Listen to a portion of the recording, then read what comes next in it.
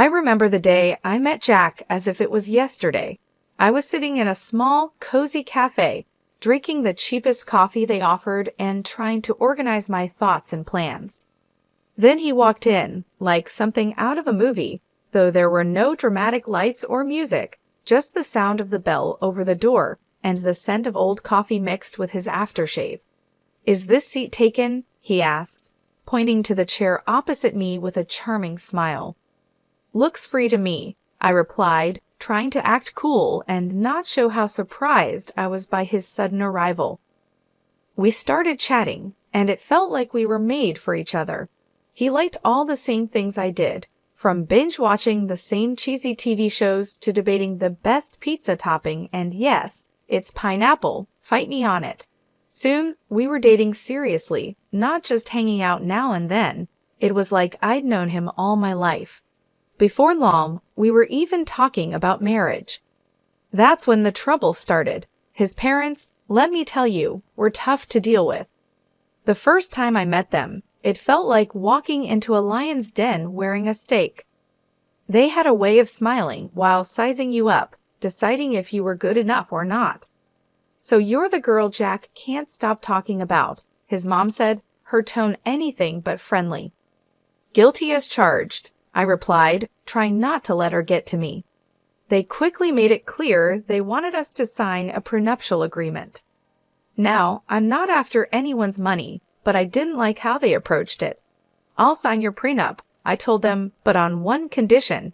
If one of us cheats, the cheater has to pay up $200,000. Jack looked as if I'd hit him with a fish. "Babe, I'd never cheat on you," he said, looking serious. "Yeah, well, my ex said the same thing before I caught him cheating," I said. "So it was this deal or nothing." He agreed, and so did his parents, although they looked pretty sour about it. We thought that was the end of that issue, but we were wrong. One evening, we were snuggled up on our old creaky couch. We kept saying we'd replace it, but never did because it was our special spot. The TV was on, but we weren't really watching. We were too excited, planning a trip to Switzerland we knew we couldn't really afford, but were determined to make happen. "Think about it, Jack. The food, the wine, the art. We have to go," I said, my eyes lit up with excitement. Jack laughed and hugged me closer. "Linda, you had me at food. But let's be real, our bank account is more suited for camping in the backyard than a romantic trip to Lausanne." I nudged him playfully. "So we'll save. We'll cut back on things we don't need, like your video games." He pretended to be shocked. "Not the video games. Take my shirts, my shoes, even my beloved coffee maker, but leave the games alone." We laughed together. That was typical for us. Dreaming big but staying realistic about our simple life. And we were happy.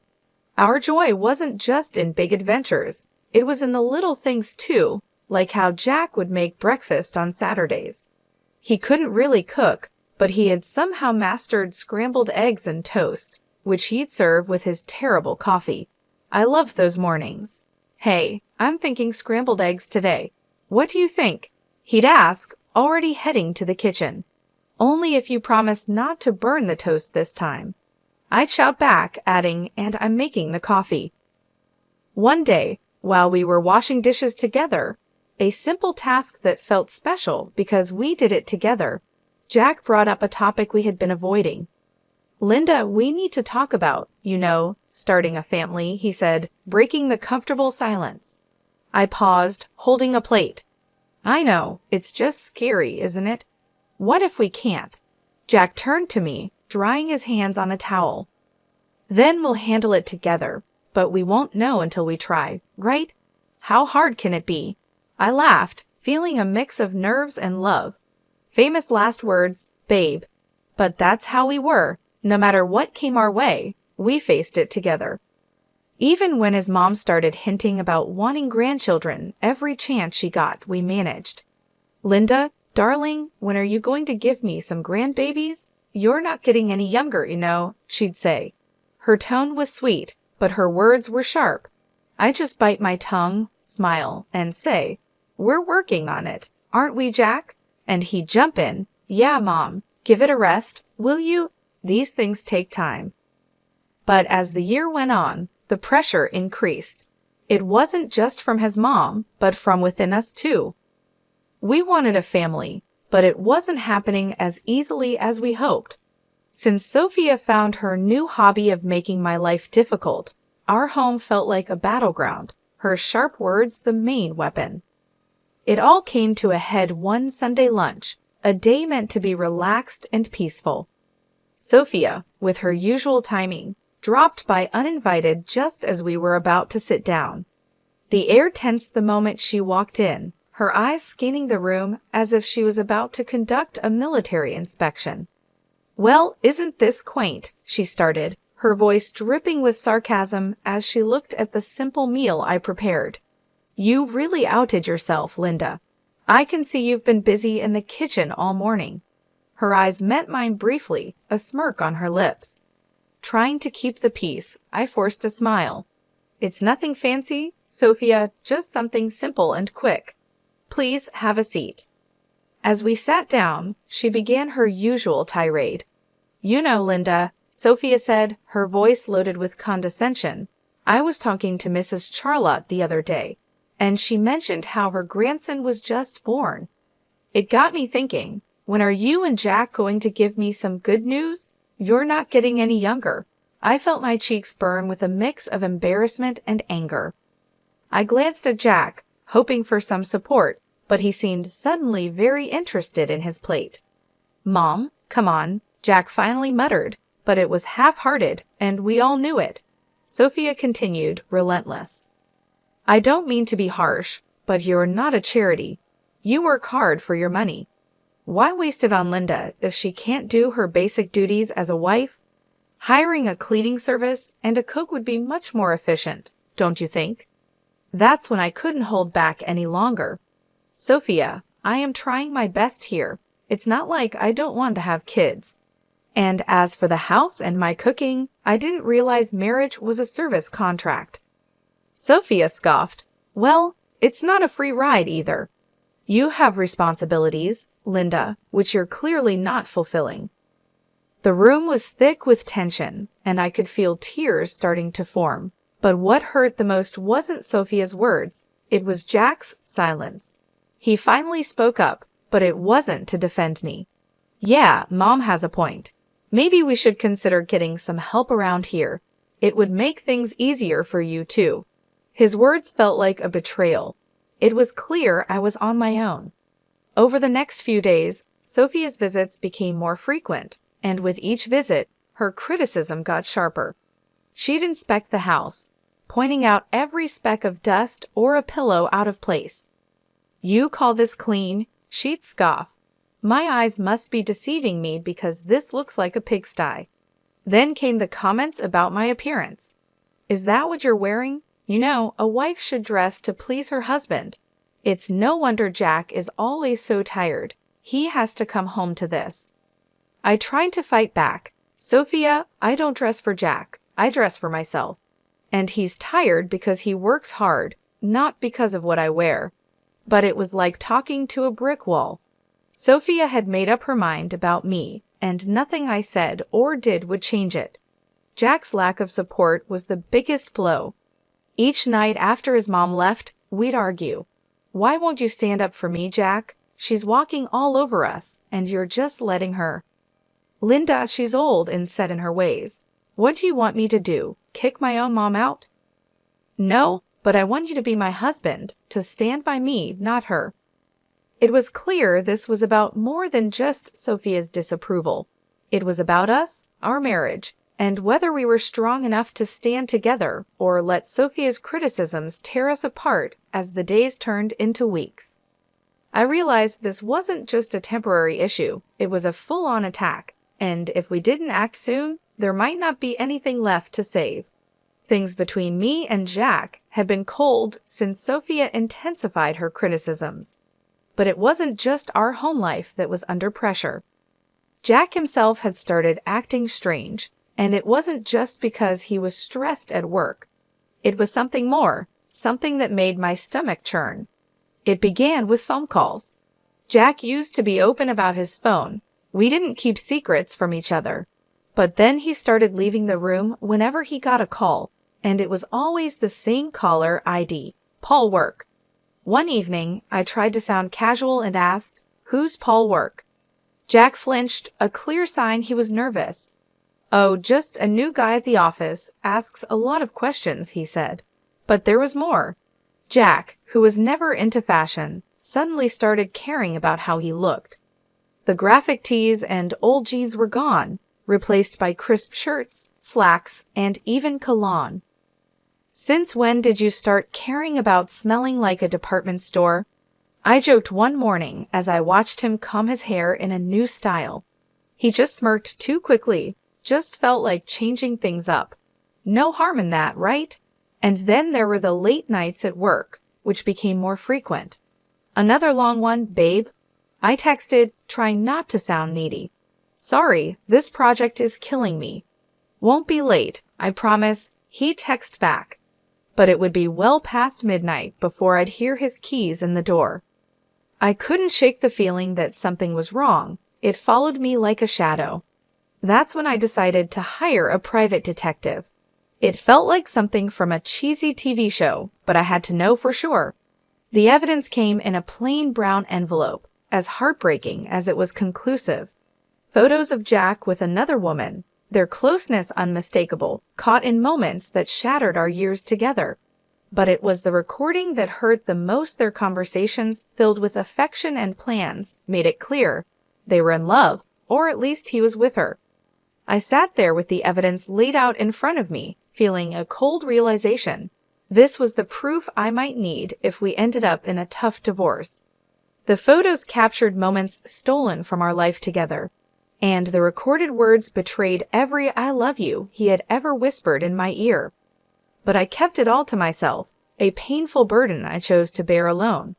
I wasn't ready to confront him, not yet. I needed a plan, a way to handle the collapse of our marriage while keeping my dignity. The following days passed in a blur. Jack kept up his act, and I played the role of the perfect wife, smiling on the outside while breaking inside. Our conversations became a careful dance around the truth, each word measured, every laugh forced. "Everything okay, Em? You've been quiet," Jack would ask, his concern sounding real. "Yeah, just tired, you know. Work's been crazy," I'd reply, the lie bitter in my mouth.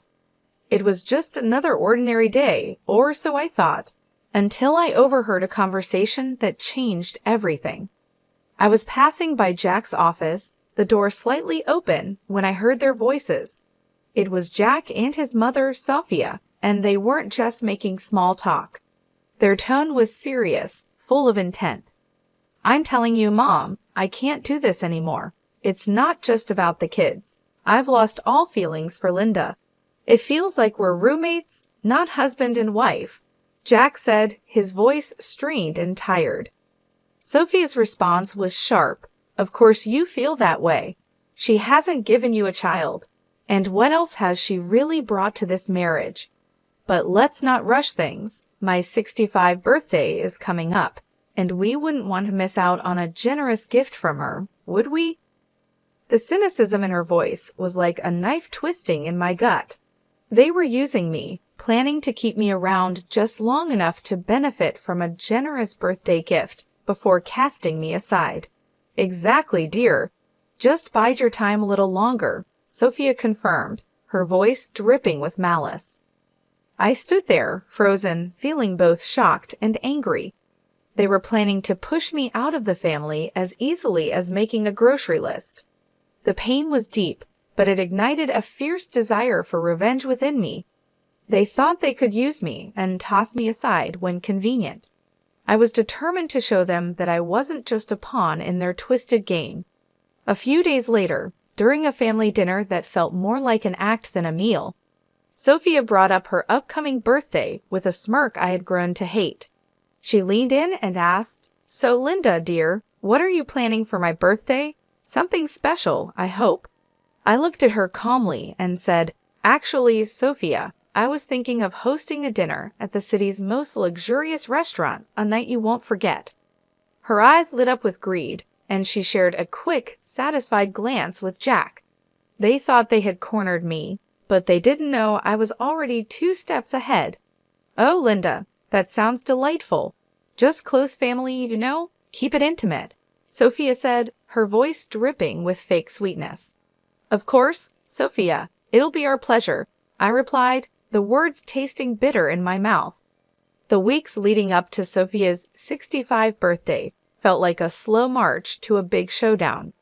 Every smirk from her and every indifferent shrug from Jack strengthened my determination. My plan was simple yet bold: host a lavish dinner as a supposed loving gesture, then drop a huge surprise. Like all good plans, the details were crucial. The night before the party, tension filled our home. Jack, unaware of the brewing storm, lounged casually on the couch, scrolling through his phone. "Everything set for tomorrow?" he asked, not looking up. "You could say that," I replied, my voice hiding the chaos inside. The day arrived, and as guests filled the lavish dining room we had reserved for Sophia's celebration, the air was thick with anticipation. My heart raced, not from nerves, but from the thrill of what was about to happen. Sophia, reveling in the attention, basked in the luxury of her surroundings. "Oh, Linda, you've outdone yourself. This place is exquisite," she exclaimed loudly enough for nearby tables to hear. As we all settled in, the meal went on with the kind of strange cheer typical of such family events. Laughs were shared, stories exchanged. Then, as the dessert plates were cleared, the waiter approached with the final act of the evening, the bill.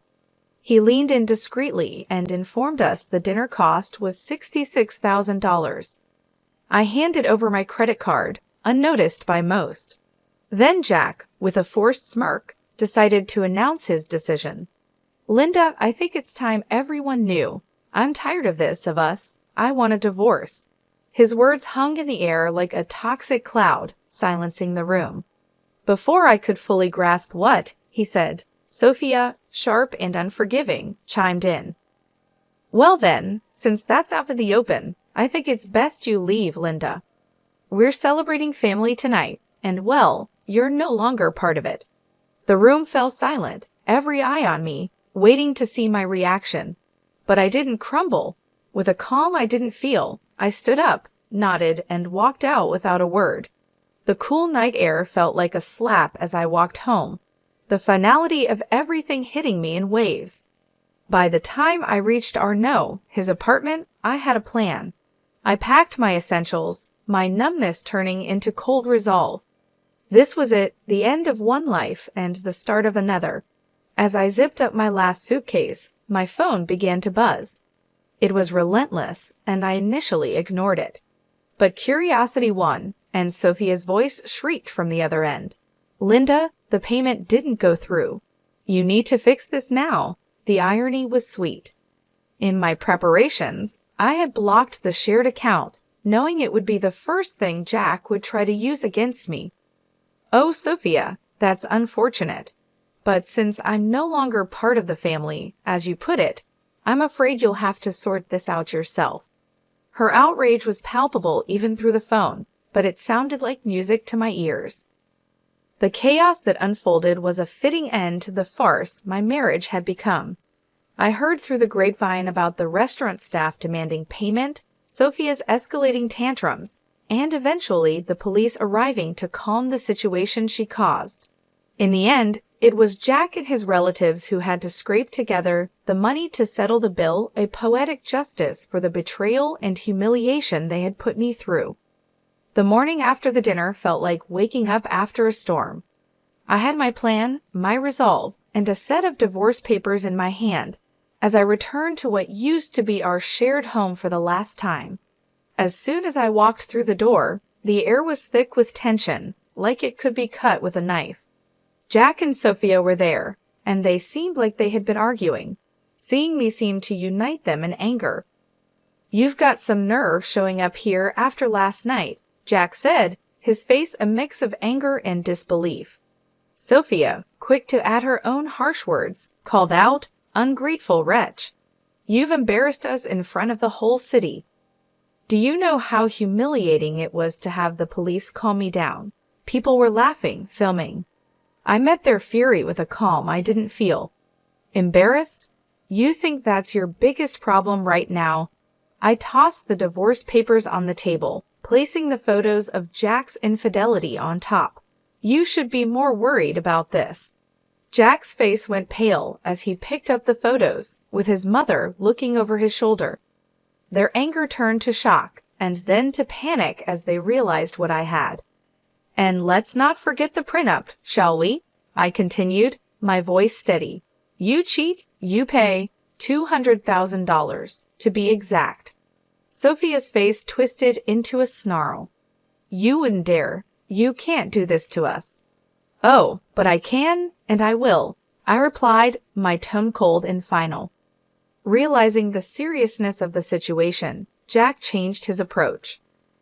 Please, let's talk about this. We can fix it. I couldn't help but laugh, bitter and hard. Fix it? You think you can just undo everything with a few words? No, Jack, it's done. Sophia, ever the manipulator, tried to soften her approach, her voice full of fake concern. Linda, darling, think about what you're doing. This will ruin us. That ship has sailed, Sophia. You should have thought about that before. Their begging turned to pleading, their words a desperate scramble to salvage what they could, but my mind was made up. I was done being the victim, done with their lies and manipulations. In the end, Jack had no choice but to borrow the money from his parents to pay me. As I left that house for the last time, check in hand, I felt a weight lift off my shoulders. After everything that had happened, I was finally free. I used the money from Jack to make a down payment on a small but cozy place of my own. It's amazing how much peace you can find in a home that's all yours, where every corner feels like a safe haven from the chaos of the past. Life is quieter now, and I prefer it that way. I've got a job that keeps me busy, friendly neighbors who nod and smile, and a little garden that's all mine to take care of.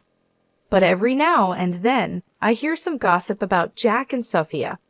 Just the other day, I was getting coffee from the local spot where people gather, and I bumped into someone from the old neighborhood. After some small talk, they leaned in, lowered their voice, and said, "Hey, have you heard the latest drama with your ex and his mom?" Their eyes were shining with excitement. I raised an eyebrow, curious yet detached. Can't say that I have. Do tell. They seemed to enjoy sharing the news. It seems Sophia isn't too happy with Jack's new girlfriend. Word is, they're fighting like cats and dogs. Makes your situation look like a walk in the park. We moved on from the topic, but as I walked away with my coffee, I felt a deep sense of relief. There was a time when news like this would have upset me, but now it's just another piece of someone else's story. These days, my biggest concerns are whether my tomatoes will ripen before the squirrels get to them, or if I'll ever manage yoga without looking like a newborn deer on ice. Life's simpler, quieter, and so much sweeter on this side of chaos.